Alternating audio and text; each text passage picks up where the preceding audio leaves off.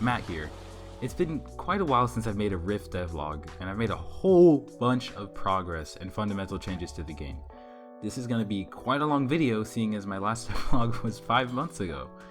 We have a lot to cover, so if you just want to skim over the updates or watch a specific part, I've added timestamps down below. If this is your first time here, let me give you a brief introduction to what I want this game to be. Rift is a sci-fi FPS being developed in the Unity engine. It's a movement-based shooter, I know, with a high emphasis on customization and customizable abilities. The end goal is to have both a story-driven single-player mode, more on that in a second, and a multiplayer mode where the story focuses on saving your planet from blowing up, and the multiplayer is very arena FPS based with a whole bunch of wacky game modes.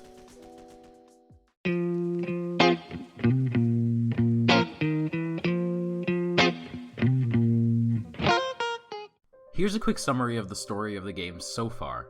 The story takes place in the future. Since it's the future, humans have started to expand their horizons and are now living on different planets. This is great because overpopulation is basically solved now. However, to travel from one colony or one planet to the next usually takes upwards of like 30 years, and people only make 2 trips in a lifetime. Travel was expensive and time consuming. Meta Incorporated sought to fix this problem and created a portal system in order to make travel way faster, and I mean way faster. A trip that would have taken 30 years would suddenly take 30 minutes. It was crazy, it was huge. This fast new transportation system revolutionized interstellar travel for everyone. It was a massive hit, everybody was using it. However, there was a catch. If there was a planet between 2 gates, then there was a high chance that something going through the rift would collide with it, and blow the entire planet into smithereens. And this was an even bigger problem, because the rift gates are constantly shifting in space, so someday a planet could be in the middle, the next day it couldn't, or the other way around. Meta keeps this a secret, but you, the player, who plays as the character Jaden Cliff, finds out about this. And it also just so happens that your planet is between 2 different gates, so you embark on a journey with some other rebels to shut down the rift gates for good. Let's rewind to right after last devlog. Right after the last devlog, I started messing around with the idea of more abilities and arms. Originally, I had the idea to make the abilities pickups, and it's something I might come back to, but for now it's just equipable. I also started fine-tuning the movement and making things just a lot smoother. That brings us to our first change of this video, movement. I've added sliding, a forward wall hop, air strafing, and I normalized the movement. That's right, I realized after my last video, having denormalized movement was actually the most stinky French cheese idea I'd come up with since ever, because it was just so broken and easily exploitable. To fix that, I just changed it back into normalized movement, so now moving diagonally doesn't make you any faster. The new wall hop direction pushes you more upwards than back, and it's good for getting you up to higher places, and it's also better to use in combat because you don't need to be turning your screen away from whatever it is you're shooting at. The sliding was something I didn't think I wanted or needed, but boy, was I wrong. It was exactly what I needed. Up until then, I was using modified version of b-hopping to conserve my momentum. What? Momentum. But it was never consistent, and it was just in general super clunky. But since I added both the air strafing and sliding, things have been popping off. The air strafing was another really cool feature. I found this post on Reddit that explained everything I needed to know, and even provided some code snippets for me to appropriate.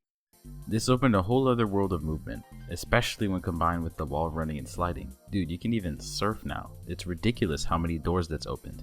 Anyways, back to the past.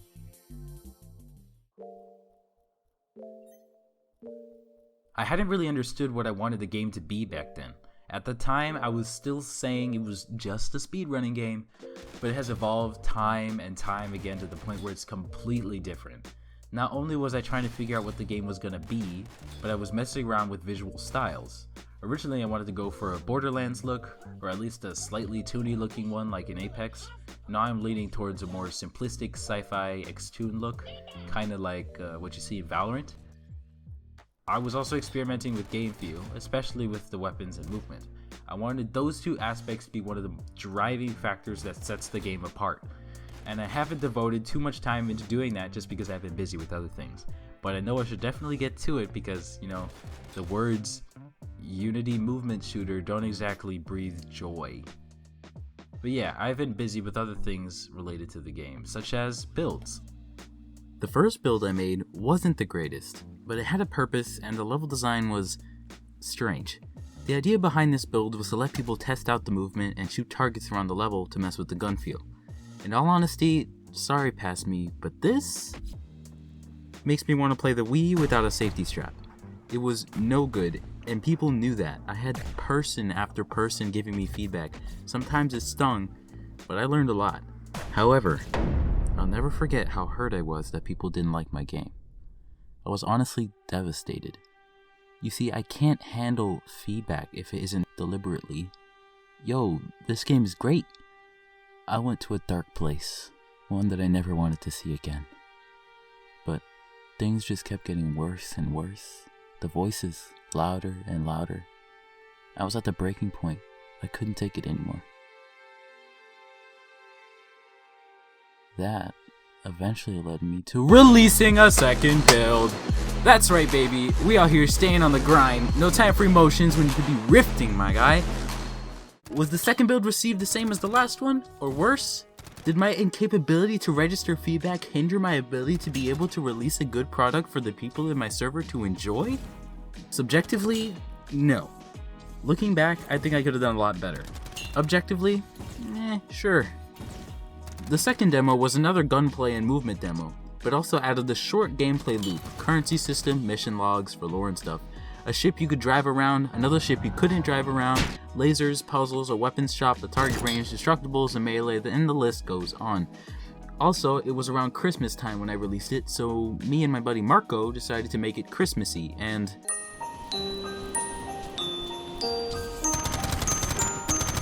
horrible idea. The gameplay loop was as follows. You would finish the tutorial, hop into your dropship, fly to the zone, equip some weapons, go to a level, run it a few times, hitting targets to get the money. Once you had enough money and you unlocked the mission log for the level you were running, you would head back and get more weapons with the new money you got. Or maybe spend some money on customizing your cosmetics. For a while I was also working on a multiplayer version. It didn't have any weapons, but it was fun to hop around in the game with your buddies and play hide and seek for about 7 minutes.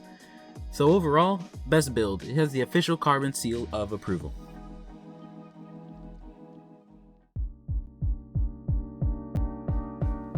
Weapons will be, have been, and are a big part of Rift. The idea I have behind these weapons is iconic. When someone sees a kitted out pink and yellow Baginja, I want people to say, "Hey, that's the Rift gun!" So the weapon designs might look a little wacky to some, but just so you know, that's exactly what I was going for.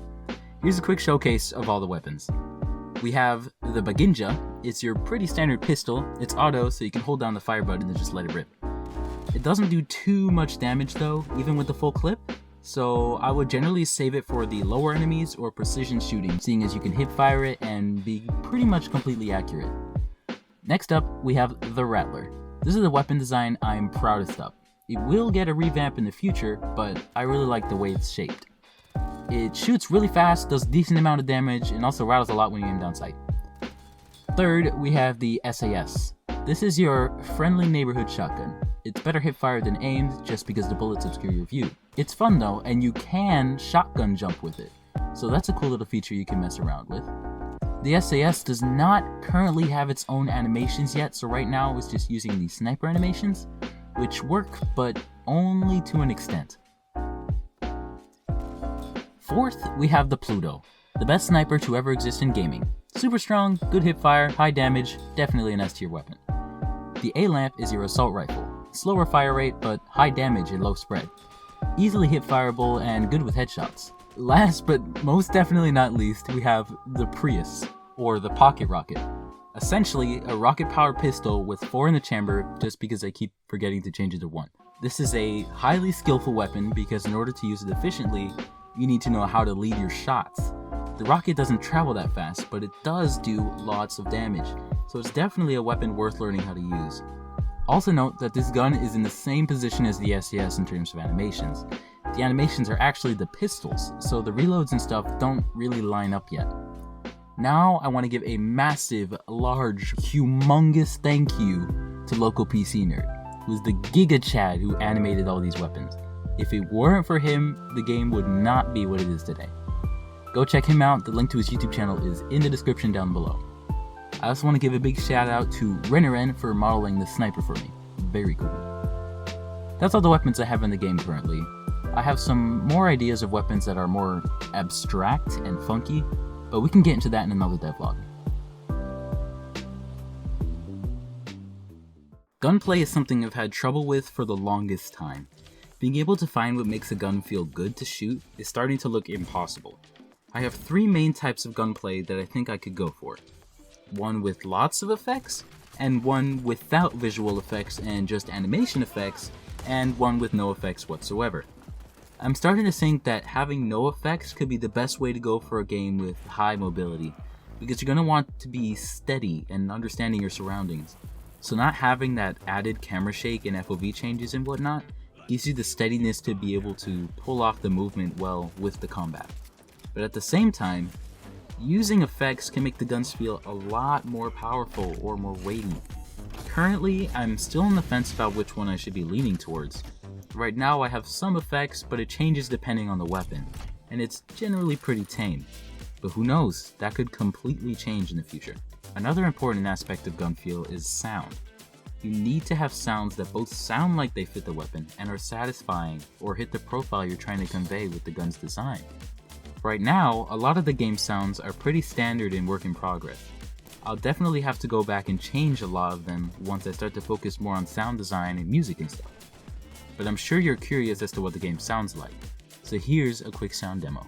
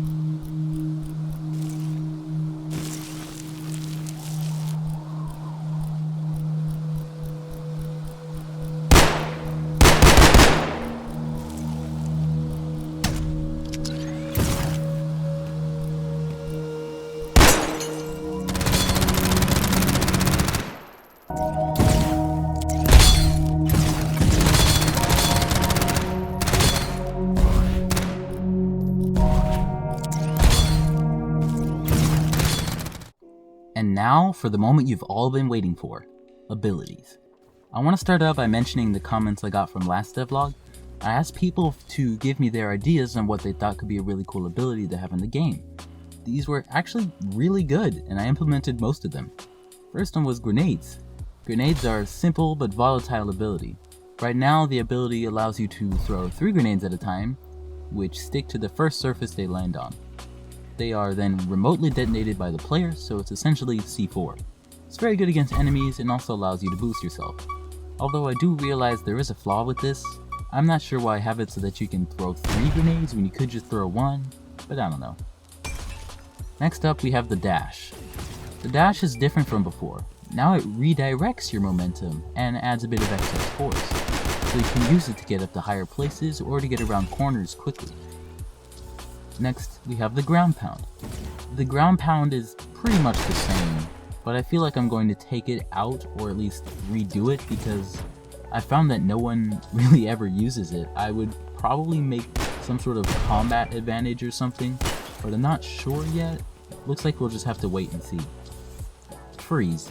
The freeze ability has changed a lot over the past few months. It was originally supposed to freeze objects or enemies, kinda like stasis from Breath of the Wild. Now it just slows down time. I do plan on going back and going with my original idea because it's a lot cooler. I would just have to figure out a way to make it more useful. I even want to change the way the ability system itself works.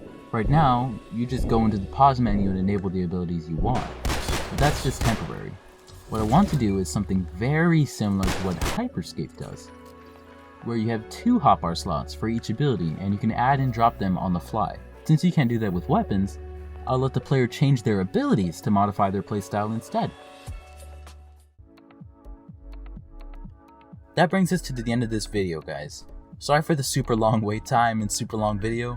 I kept making progress, but I had never finished things completely, and I eventually just kept adding, and before I knew it, I had a completely different game on my hands.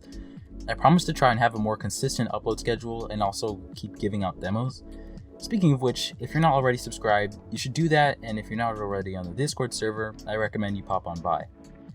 We got some cool stuff going on there. I stream occasionally, I give almost daily updates, and we release demos and whatnot over there as well.